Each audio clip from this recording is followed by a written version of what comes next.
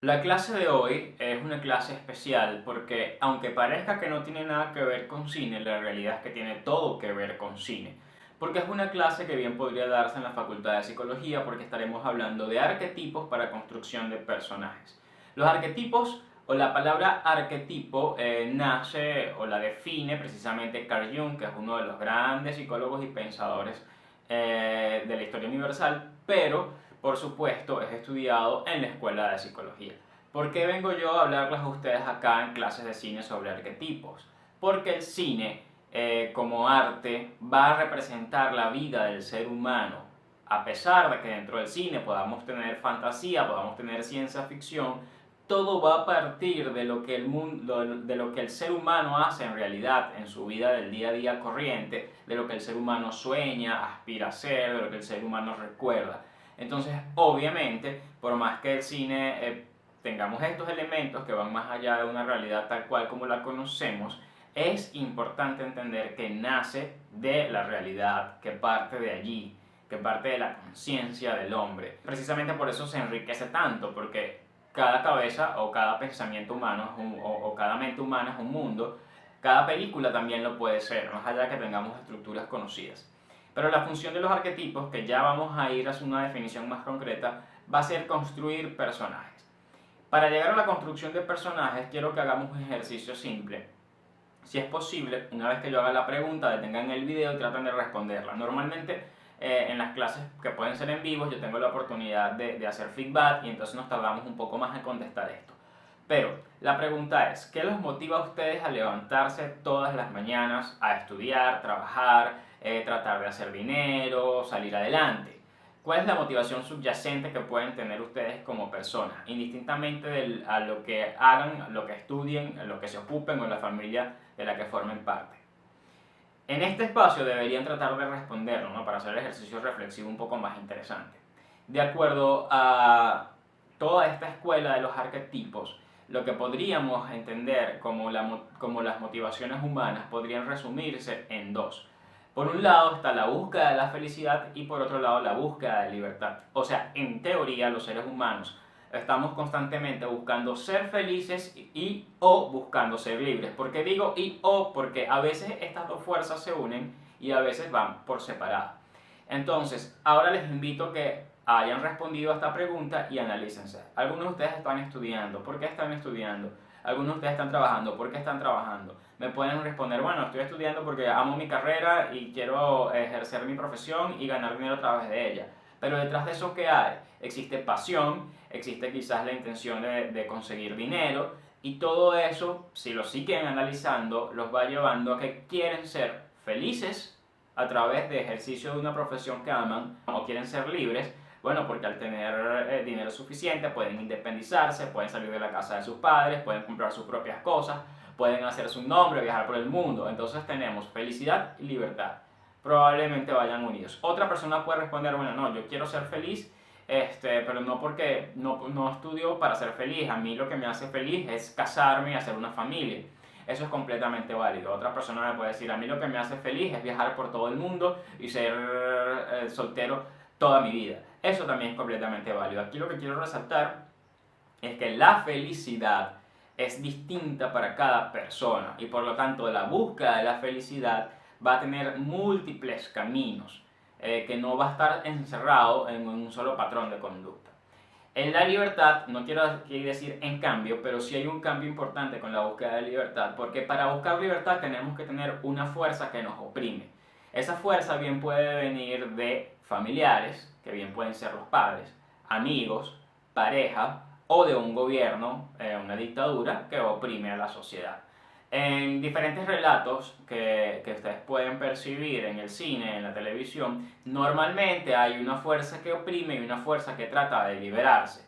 Y en la vida real también, si no pueden ver lo que está pasando en Venezuela, que los venezolanos tenemos más o menos 20 años tratando de liberarnos de un régimen que, bueno, que nos ha robado cualquier cantidad de libertades y condiciones. Entonces, en este momento, los venezolanos podemos estar buscando la libertad y la felicidad de forma unida. En un país donde no existan estas condiciones de dictadura o de regímenes dictatoriales, es posible que la sociedad que esté buscando nada más la felicidad pero también es posible que hayan dentro de una familia un joven o una joven que se sienta oprimido por sus padres, esté buscando la felicidad a través de la libertad, de salir de la casa de sus padres, de quitarse ese yugo de encima. Entonces quiero que hagan un ejercicio de análisis respecto a las fuerzas que motivan su voluntad, entendiéndolas como las principales, la búsqueda de la felicidad y la búsqueda de libertad. Esto es importante porque son esas mismas fuerzas las que tienen que motivar a nuestros personajes, porque son fuerzas universales con las cuales todos nos podemos identificar. Entonces, si tenemos un personaje que busca ser feliz, por tal o cual razón, ya uno es fácil identificarse. Si tenemos un personaje que quiere ser libre, es fácil para uno identificarse. Y esa conexión, esa identificación es clave para armar una narrativa, para que la gente haga conexión con el personaje y diga, me quedo a ver la película. Ahora, estaríamos hablando de las fuerzas arquetípicas, las fuerzas que todo mundo debería sentir en algún sentido, ¿no? Ahora, ¿cuál sería la contraria? Una fuerza estereotípica, una fuerza que sea negativa por su definición. La búsqueda de la venganza. Allí es importante porque siempre tenemos dentro de las historias, no siempre, pero es muy presente, un personaje que se quiere vengar o que quiere pasar factura por algo que le hicieron o que tiene una actitud negativa. Usualmente es la búsqueda de la venganza, pero ya no es una fuerza arquetípica, sino que es una fuerza estereotípica, simplificada, porque precisamente viene de lo malo. Hay que tener cuidado en cómo se trabaja para no hacer el ridículo. Por eso es que muchas veces cuando ya llegamos a las últimas etapas de film o de grabación de novelas, tanto en Venezuela como en el resto del continente, ya el personaje que se vengaba, que era así como el malo o la mala, que su única motivación era la venganza, comenzaba a ser risible, ridículo, porque es que nadie normalmente tiene esa motivación en la vida como única motivación. Nadie es tan simple como decir yo vivo porque me quiero vengar.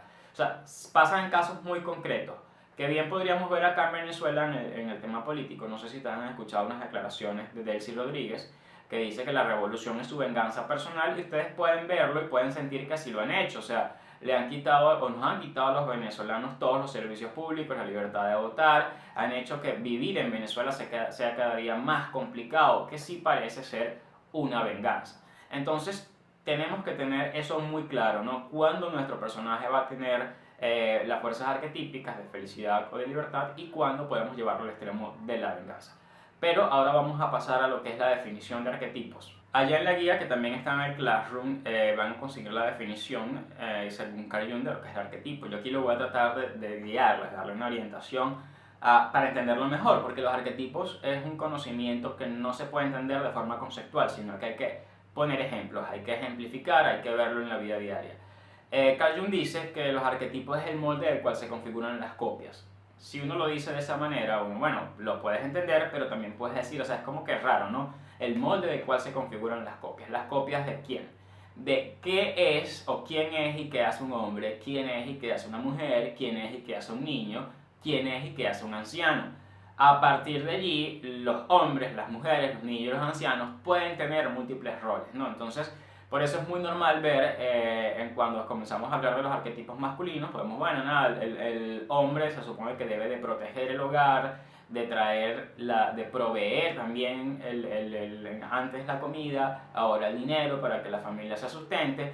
La madre o la mujer, cuando ya nos vamos a arquetipos femeninos, uno puede decir, bueno, lo que se tiene como una conciencia universal de lo que es una madre o una mujer en cuanto a su rol del hogar es dar amor, comprensión, protegerlo, pero ya no en el sentido de la fuerza, de lucha física, sino de asegurar que al hogar no le falte nada, de que todas las piezas del hogar estén funcionando, de escuchar a una de las partes. O sea, tienen sus diferencias. Entonces aquí es donde normalmente podemos tener conflictos con las ideologías de género, porque seguramente más de una persona nos va a decir que esos son escuelas del pasado, que ahora un hombre puede tener los roles que una mujer, que ahora una mujer puede tener los roles que un hombre, que todo puede ser como que, no sé, una mezcla. Y es verdad, o sea, estamos en una época donde efectivamente, de acuerdo a cómo la persona se autoperciba, puede cambiar de roles. Pero eso no quita que exista una conciencia universal por naturaleza biológica de lo que normalmente es y hace un hombre, es y hace una mujer, es y hace un niño.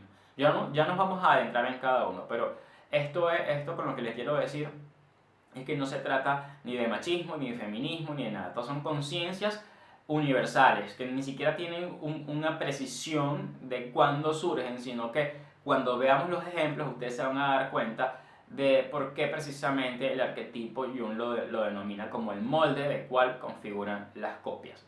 Pero es importante entenderlo porque a partir de los arquetipos que nos van a ofrecer innumerables capas de complejidad, tanto de la conciencia como de las actitudes que un ser humano puede tener en la vida real, es que tienen que partir nuestra construcción de personajes, porque solo a partir de allí vamos a hacer personajes más profundos, más creíbles, con una conciencia emocional más real, más apegada a lo que puede pasar en la vida real y por lo tanto más nuestros espectadores, nuestra audiencia va a tener una conexión y va a decir, wow, me identifico con ese personaje, esta película tiene una construcción increíble, porque eso no nada más que puede pasar en realidad, sino en la vida real, sino que también puede pasar en mi mente, porque hay muchas cosas que pasan en la mente, que solo pasan en la mente y que por no ser exteriorizadas tú puedes decir que no existen, pero los pensamientos existen en la mente de la persona y la persona existe. Entonces hay muchas cosas que el cine tiene la responsabilidad de sacar a la luz, que van a estar normalmente siempre ocultas en la conciencia del ser humano, pero que cada quien en privado cuando lo ve, así como cuando la literatura lo lee, se identifica y dice, wow, yo he pensado eso.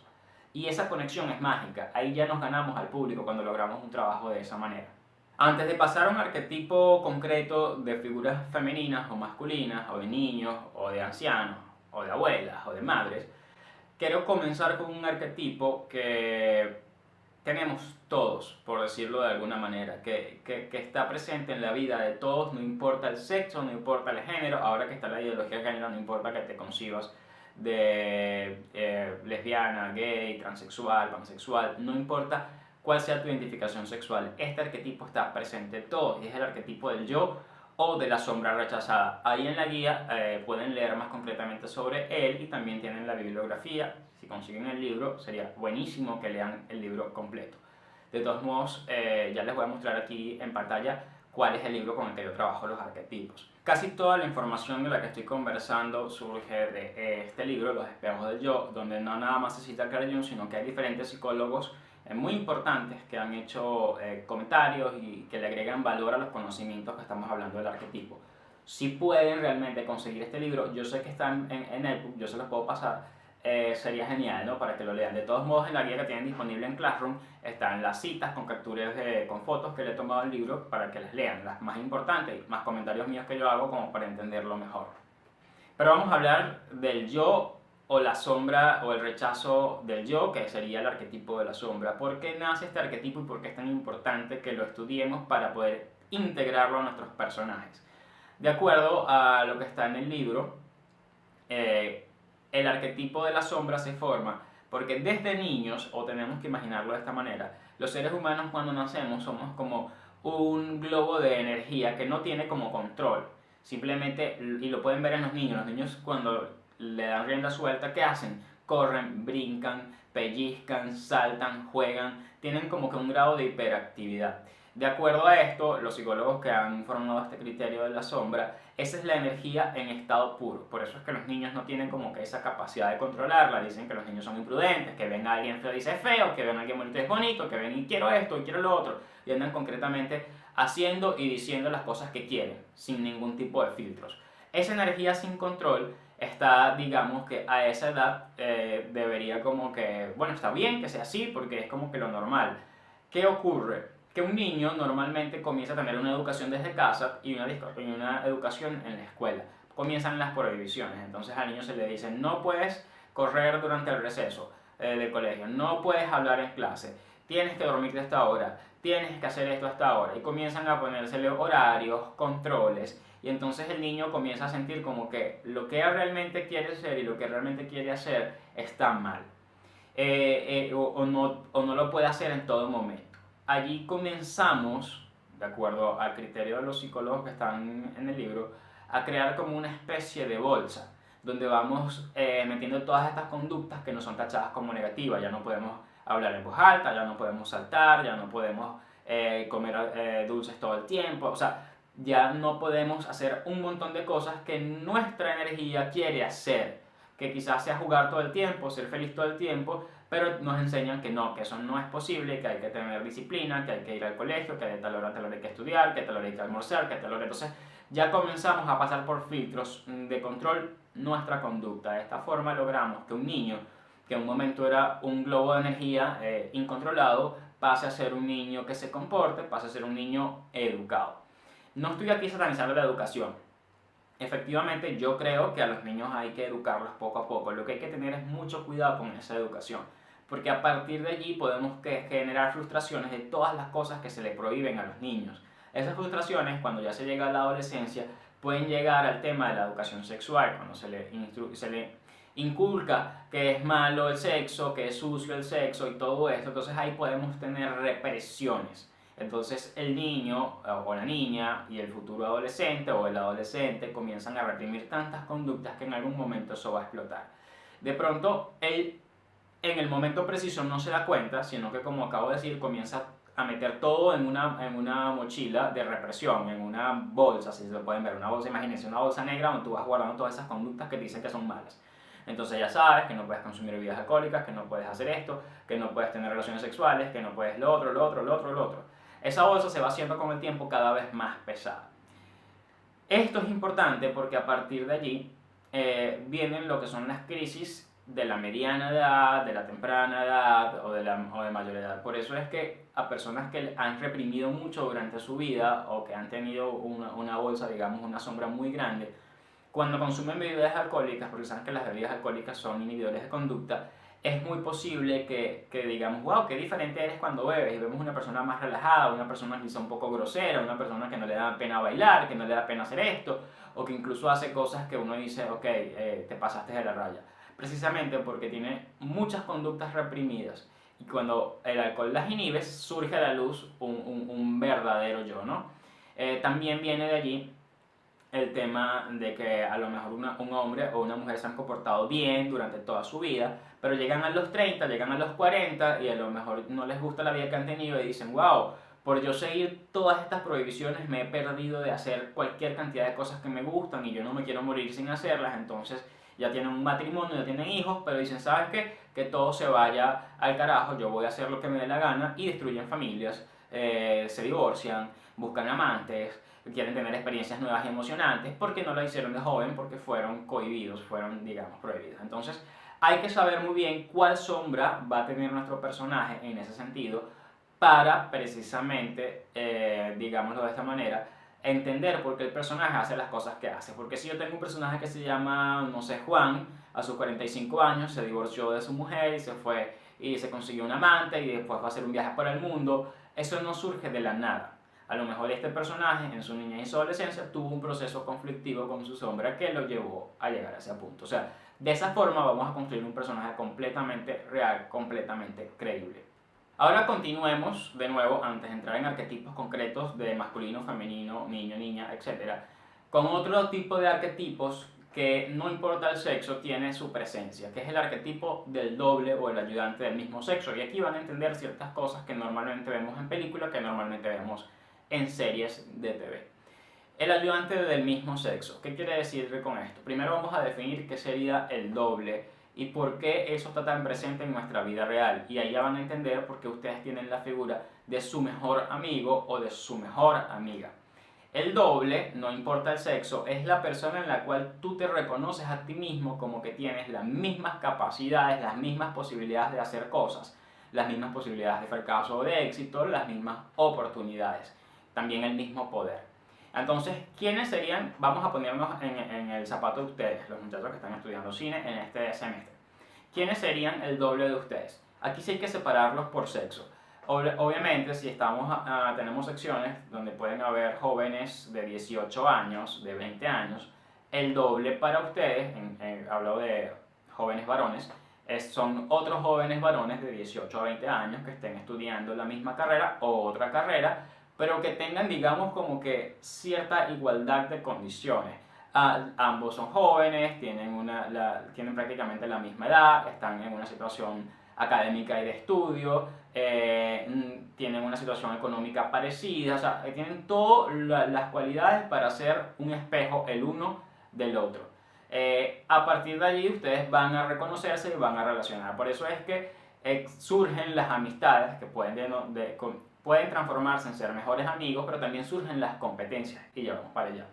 Si nos vamos entonces a lo femenino o a las mujeres, es exactamente lo mismo. Las chicas que están estudiando comunicación social van a ver en sus otras chicas de la misma edad y con, digamos, las mismas capacidades, su doble, su espejo. Y yo creo que ustedes tienen un poquito más claro eso, porque bueno, nada, no quiero caer aquí en que siempre, siempre va a ser así, pero es muy común ver cómo las chicas, bueno, tienen una forma de vestirse, están más pendientes de eso, se prestan maquillaje, se dan consejos de belleza las unas a las otras, lo que me funciona a mí te puede funcionar a ti. Allí pueden ver una relación de doble perfectamente definida.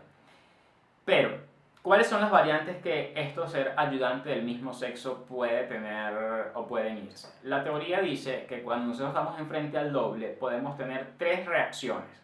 Podemos precisamente hacernos grandes amigos, es lo que yo les estoy diciendo a ustedes, por aquí surgen los mejores amigos. También podemos ser amigos, pero tener un grado de competencia, decir, bueno, si tú lo haces bien, yo lo voy a hacer mejor, y hay como una rivalidad, pero hasta cierto punto sana. O podemos ser enemigos. Eso lo podemos ver no nada más en jóvenes, sino a cualquier edad. El ejemplo que me gusta dar para que quede muy claro son presidentes, por lo menos. Debemos tener el presidente de Estados Unidos, que bueno, es el presidente de una nación poderosa y que tiene unas capacidades bélicas interesantes. Y podemos tener por otro lado a presidentes de dictaduras como puede ser Corea del Norte, que también son naciones poderosas con capacidades bélicas importantes, y ellos en vez de ser amigos deciden ser enemigos porque tienen visiones políticas del mundo diametralmente distintas, y entonces allí pueden ver la configuración de un arquetipo del doble porque tienen, digamos, las mismas capacidades, son presidentes de naciones poderosas, tienen capacidades bélicas, pero se confrontan. ¿Dónde podríamos tener arquetipos del doble, pero que son ayudantes netamente? Yo les pongo un ejemplo. Supongamos que queremos construir una película con el arquetipo del doble y los protagonistas son dos hombres jóvenes que quieren huir de Venezuela porque no soportan la situación y van a irse caminando de aquí a Ecuador. Durante el trayecto ellos se ayudan el uno al otro a lograr el objetivo, a conseguir trabajo para pagarse la comida durante el tiempo que duren caminando, a protegerse de los peligros. Allí vemos que son dos personas que tienen las mismas capacidades y que se ayudan para conseguir un objetivo común. Eso lo podemos ver, o ese tipo de arquetipos también está presente en películas como El Señor de los Anillos, donde están los ayudantes que al protagonista de la película precisamente lo ayudan a conseguir el objetivo. Y también podemos tener la otra variante, que es donde ya no, ni te ayudo, ni soy tu enemigo, pero sí soy tu competencia. Y eso sucede mucho en la vida real, ustedes lo pueden ver. Cuando uno siente como que esta persona puede ser, tiene mi misma edad, mi mismo sexo, estudia lo mismo que yo, vive en el mismo sitio que yo, puede ser mejor que yo en ciertos aspectos, es muy natural o muy normal que yo, más de ser su amigo, me sienta como algo de intimidado y trate de ser su competencia. Entonces yo veo lo que él hizo y digo, yo lo puedo hacer mejor. Y efectivamente trabajo para hacerlo mejor. Puede ser en el mundo real eso sano, desde el punto de vista de que me ayude a mí a mejorar mi trabajo, si es en eso en lo que estamos compitiendo, pero normalmente también puede distorsionarse y llegar a competencias, digamos, que no son nada beneficiosas y que pueden alterar ya lo que sería el arquetipo. Lo que quiero decirles es que cuando estén construyendo personajes bajo este arquetipo, ya saben que pueden tener dos protagonistas que sean del mismo sexo y que no necesariamente esto comporta una relación homosexual.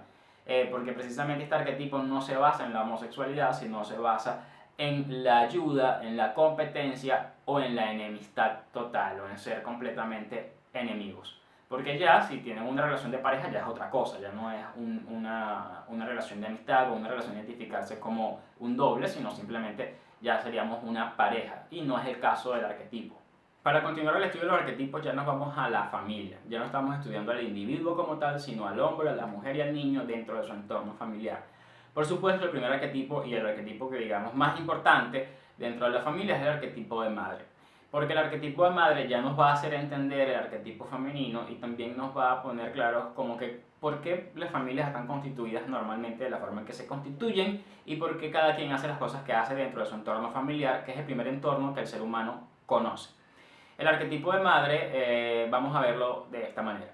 ¿De dónde surgen estas diferencias en cuanto al género? Precisamente por su rol, por su condición sexual. En el pasado, y hablo del pasado, ya no sé ni qué época de la prehistoria podría ser, se entiende o se ha estudiado que los seres humanos vivían en unas aldeas, en unas comunidades, vivían, si lo llevamos a términos mamíferos, en ciertas manadas.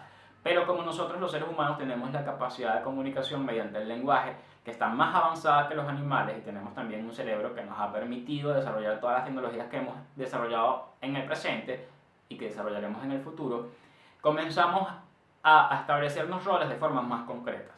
En esas aldeas, ¿qué hacían las mujeres? Las mujeres se quedaban normalmente, no estoy diciendo que siempre era así, se quedaban cuidando a los hijos y recolectando frutas y cualquier alimento de origen vegetal.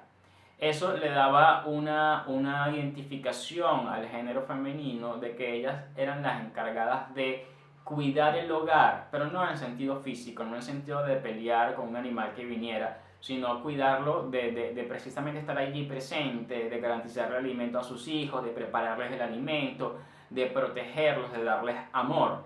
Y ahí ustedes pueden entender de dónde viene el arquetipo de madre. Por eso es que el arquetipo de madre está relacionado con todo lo que es benigno, con todo lo que es positivo, con la persona que te oye, que te comprende, que te apoya, que te alienta a ser una mejor persona.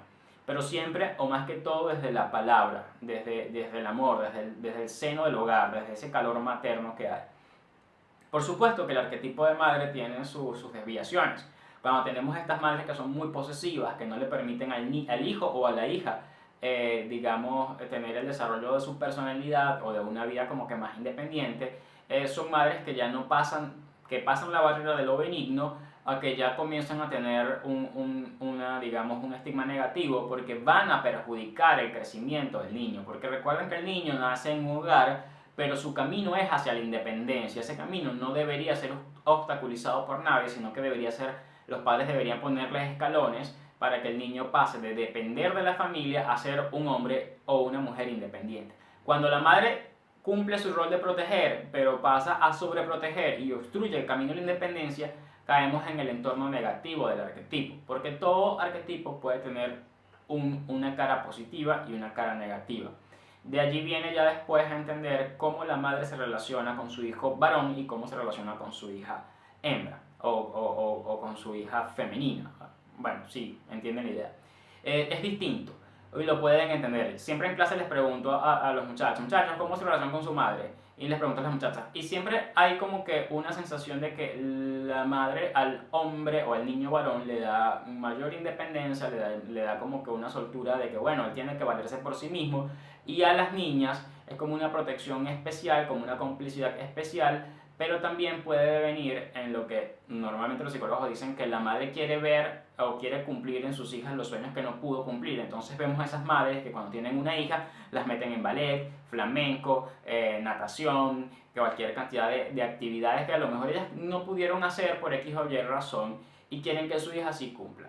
Tienen que tener cuidado con ese tipo de situaciones porque pueden abrumar a la niña y puede devenir en una relación, digamos, como que complicada, tóxica. Entonces vemos estas madres que están supervisando todas digamos, la vida de la hija, no la dejan ser y por supuesto la hija va a tener esa fuerza que la oprime, en un momento ella va a querer rebelarse y van a venir grandes conflictos. Es importante entender todo esto, está más ampliado en el libro, porque a partir de allí podemos justificar las acciones de nuestros personajes. Este adolescente que tenemos de personaje se rebeló, se fugó de su hogar, tuvo una pelea con su madre porque la madre no lo deja vivir, no la deja vivir. Y a partir de allí él quiere buscar la identidad y hace tales y cuales cosas. Con sus aciertos, con sus errores, pero tiene que rebelarse, porque si no, nunca va a lograr ese camino a la independencia. Y así puede pasar también con el hijo.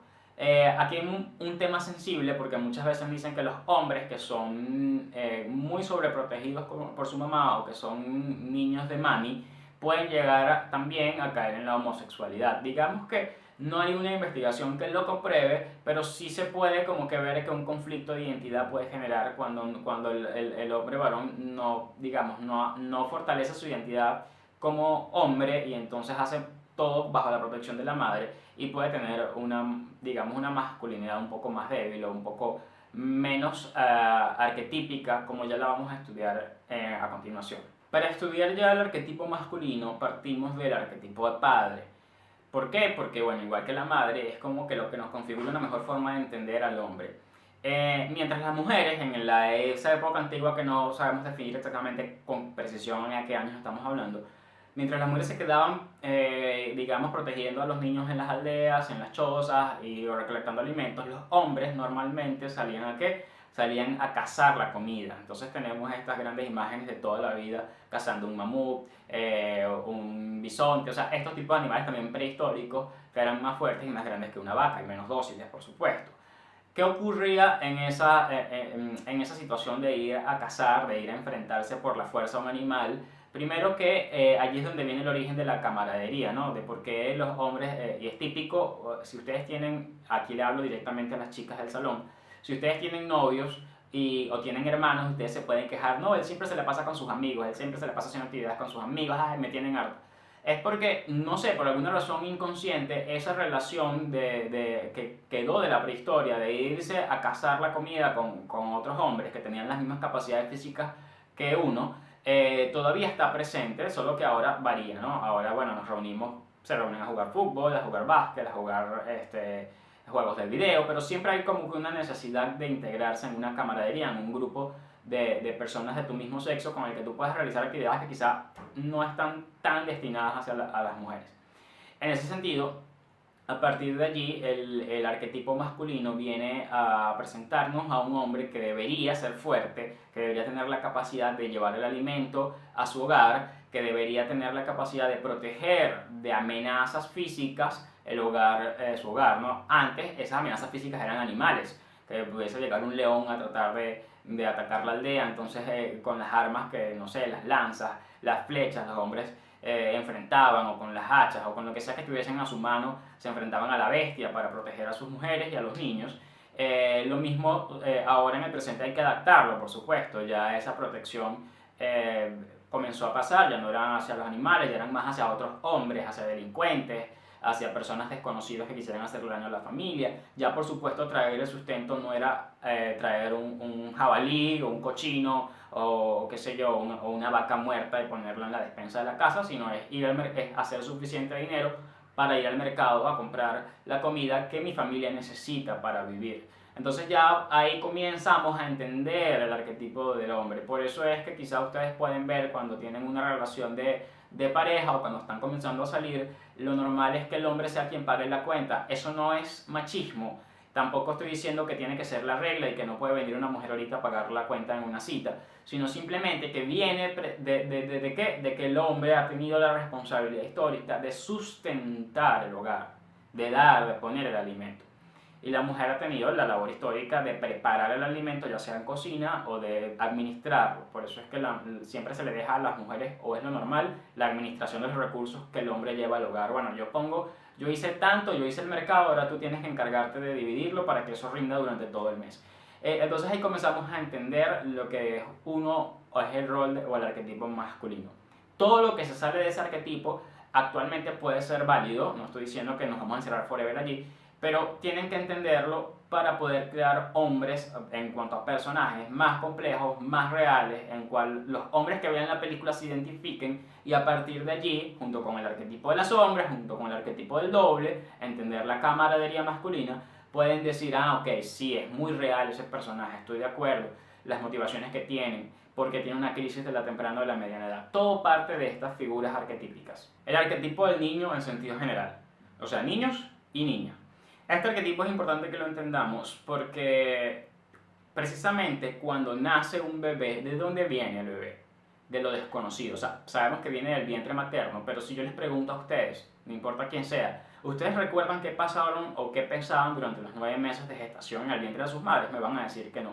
Esa conexión con lo desconocido es precisamente lo que nos da esa sensación de inocencia, porque el niño se supone que es como que un ser que no conoce las maldades del mundo, que simplemente es inocente y que viene de un estado de inconsciencia que es desconocido para todos. Todavía nosotros no podemos saber qué pasaba en la mente de un bebé porque estaba en formación, etc. Pero ni siquiera hablo de una inconsciencia de 9 meses mientras se gestaba el bebé.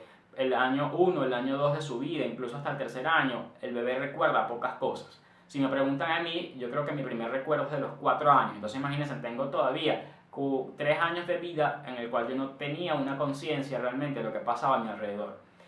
en ese momento hay como que una conexión con lo desconocido. Por eso es normal que los niños, en base a su inocencia y en base a esta conexión a lo desconocido, que precisamente no tenemos acceso a ello ya después de grandes, porque de grande lo normal es que uno sepa y recuerda las cosas que hace, es que las películas de terror se valen de este arquetipo de niño, de inocencia y de conexión a lo desconocido, para que el niño sea el que vea el fantasma y que tenga como que esa conexión con el más allá. Porque es que parece que el niño viene de un más allá y a través del parto entra al más acá. Entonces hay que aprovechar esa conexión, ese entendimiento para trabajar los personajes de los niños. Pero, ¿cuál es la relación del niño con sus padres? Viene siguiendo el arquetipo del niño. En primer lugar, niño o niña, lo que vienen a tener es una admiración absoluta a sus padres. Eso en un principio, cuando son todavía muy chiquitos. Es como que, wow, mi padre es lo máximo, mi madre es lo máximo, es puro amor, es pura, digamos, son mis héroes. Cuando van creciendo, eso se va deteriorando. Entonces comienza el niño a cuestionar lo que hacen sus padres. Decir, bueno, de pronto lo que mi padre me ha enseñado no es tan efectivo, yo tengo una mejor forma de hacer las cosas, de pronto lo que mi madre me dice no era tan cierto, y comienzan a decepcionarse de los padres. Es un camino natural, porque ya lo he dicho antes, porque el niño tiene que ir desprendiéndose de la dependencia del seno materno y del seno paterno a la independencia, y eso solo puede hacerlo con un acto de abandono. Ese acto de abandono es positivo, no lo vean acá como algo negativo, porque tienen que abandonar digamos, ese apego hacia sus padres, porque si no, cuando sus padres mueran, porque es como que la ley de vida, se va a quedar incapacitado ante la vida y no podemos permitir eso. Más bien el crecimiento humano es bastante lento. Si lo vemos en el mundo salvaje, ya los perritos a los 4 meses ya están totalmente independientes de sus padres, ya los gatos ni se diga, y así con cualquier otra cantidad de animales. Las tortugas ni siquiera conocen a sus padres. En cambio, los seres humanos tienen un proceso de crecimiento de 18 años. Imagínense la cantidad de tiempo que el ser humano tiene para pasar en el seno materno o familiar, para darse cuenta de las cosas que están bien, que están mal, y tener actitudes completas para vivir una vida sin sus padres, y para formar luego una familia. En ese proceso, ya sabemos, primero se identifica, llama y respeta a sus padres, después comienza a cuestionarlos. Es una etapa que en los niños ya puede llegar a los 9, 10, 11, 12 años, entrar a la adolescencia, y ya después rompe y puede, más allá que cuestionarlo, rechazarlo, volverse un rebelde, tener como que una sensación de que mis padres no sirven para nada, y eso. También puede haber adolescencias sanas, donde no hago todo lo que mis padres me dicen porque yo necesito vivir mis propias experiencias, pero los respeto, tengo una relación sana con ellos. O sea, todo depende de la crianza, pero ahí tienen las variantes. De niños somos inocentes, estamos conectados a los desconocidos, de niños bebés. Por eso las películas de terror explotan ese arquetipo para tener contacto con fantasmas y situaciones así increíbles y del más allá. Esta misma pureza e inocencia del niño va a hacer que él se haga cuestionamientos sobre la vida a la edad de los 8, 9, 10, 11 años, que también son aprovechadas en las películas. ¿Para qué? Para dar grandes reflexiones. Entonces tenemos películas donde los niños son protagonistas y que a través de su inocencia llegan a hacer actos y también llegan a verbalizar análisis que le dejan una reflexión al mundo adulto. Wow, decir, este niño tiene razón, porque los hombres y las mujeres siempre estamos constantemente peleando, cuando todo lo que importa es el amor, y todo ese tipo de películas orientadas a un mensaje positivo a través de los niños. También, ya después podemos aprovechar el niño rebelde, la adolescencia rebelde, para crear conflictos familiares, pero eso todo tiene que ver con el arquetipo de la sombra. O sea, es que todos los arquetipos están, si lo podemos decir de una manera, unidos entre sí. Bueno, esta clase es sumamente compleja y sumamente larga, y hay muchos arquetipos en el libro que no vamos a poder tocar acá. En el salón lo haría, pero aquí por video sería muy infinito. Me pueden decir acá, profesor, ¿y no hay una nueva línea de arquetipos que venga a representar lo que pasa más o menos en la realidad, donde ya existen mujeres, sobre todo, que tratan de romper su rol tradicional? Sí, en efecto. Tenemos como que un descubrimiento de lo femenino en diferentes estructuras, que podríamos dividir en tres, y ya se las voy a explicar. Concretamente tendríamos las mujeres señoras. Son aquellas mujeres que le hacen mucho caso a todo lo que tradicionalmente impone la sociedad y se convierten en estas señoras que son normalmente, que lo pueden ver mucho en las madres, quizás no sé si tan actuales, pero por lo menos la de mi generación sí, esas madres rígidas, que tienen como que una moral más firme, que obviamente van a rechazar todo lo que sea homosexual, que el hombre solo puede tener relación con una mujer, la mujer con un hombre, que creen en la figura del matrimonio, Esas señoras que creen que su rol siempre va a ser estar en el hogar, para cocinar, para servirle al hombre, para proteger a sus hijos. Esas figuras existen, no las podemos negar, y quizás muchos de ustedes que me están, sobre todo las chicas del salón que me están escuchando, dicen yo no quiero ser así, yo no quiero que eso me pase a mí todo, y es perfectamente válido, pero no porque en este momento ustedes lo vean de esta manera, podemos desconocer que esa figura existió, existe y va a seguir existiendo, ¿no? Porque bueno, nada, son elecciones de vida que hacen las mujeres. Ahora tenemos el arquetipo, un nuevo arquetipo femenino, que es el arquetipo de las mujeres consideradas pseudo hombres. En este arquetipo no estamos hablando todavía de homosexualidad femenina, o sea, de ser lesbianas. Estamos hablando de las mujeres que se identifican más con un mundo que antes era más netamente masculino, que es el mundo del trabajo profesional, de estar en la calle, de ser ellas las que ganen dinero suficiente para llevarlo a su hogar y bueno, logran una independencia total de la figura masculina, no dependen del hombre para nada. Estas mujeres no abandonan su feminidad, es decir, son mujeres que pueden ser muy atractivas, pueden vestirse muy bien y no depender del hombre en lo absoluto. Un personaje del cine muy famoso que tuvo un arquetipo de femenino, de pseudo hombre, es Mary Streep en el Diablo Viste a la Moda. Si se dan cuenta, esta mujer que efectivamente para su edad se vestía increíble porque trabaja en la industria de la moda, pero su carácter es fuerte, se la pasa en la oficina, sus hijos ni siquiera los cría ella, tiene empleados que se encarguen de la crianza de sus hijos, les manda dinero, o sea, tiene una actitud como que más hacia lo masculino, más hacia lo que normalmente se conoce en el mundo masculino. Y por supuesto la relación con los hombres es distinta, porque al tú ser una mujer independiente, que no necesita que nadie la mantenga, que ni siquiera quiere quedarse en la casa, tu relación con tu pareja puede traerte ciertos conflictos. Es una realidad. No estoy aquí yo parcializándome ni siendo machista ni feminista, sino simplemente son cosas que suceden. El tercer caso son las mujeres animus, que ya sí son mujeres que renuncian a su feminidad. No están de acuerdo con ser las señoras de la casa, pero tampoco quieren ser esas mujeres trabajadoras súper femeninas que se visten muy bien y que se sienten atractivas, sino que ya pasan a adoptar un estilo de ropa más neutral. Entonces vemos estas mujeres siempre con chemises, con jeans amplios, que no se sienten como que muy identificadas con su atractivo femenino y tratan de tener también total independencia de los hombres, pero no se van pero renuncian a su feminidad. Entonces son ese tipo de mujeres que quizás no se sienten tan cómodas poniéndose maquillaje, ni vistiéndose con vestidos, ni usando tacones, sino que siempre las ves jeans, chemise, todo muy relajado, todo parece como que muy casual. Allí sí puede haber eventualmente una presencia de una homosexualidad.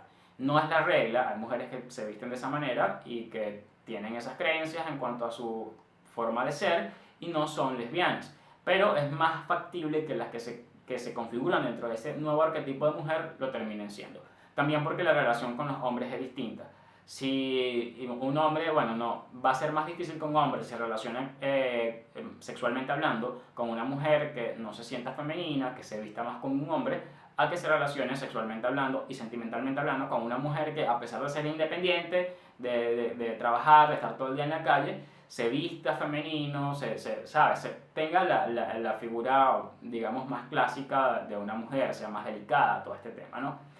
No quiero crear polémica, yo sé que esta clase es súper polémica cuando uno entra en roles de género, cuando uno habla de lo femenino y de lo masculino y lo que se hace ahora y lo que no se hace ahora.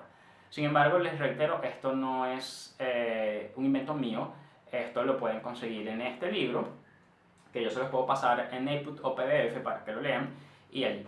La intención final de esta clase, insisto, hace falta mucho para estudiar arquetipos, es precisamente que ustedes tengan la posibilidad de crear personajes más profundos, más creíbles, partiendo de qué? De la psicología de los seres humanos.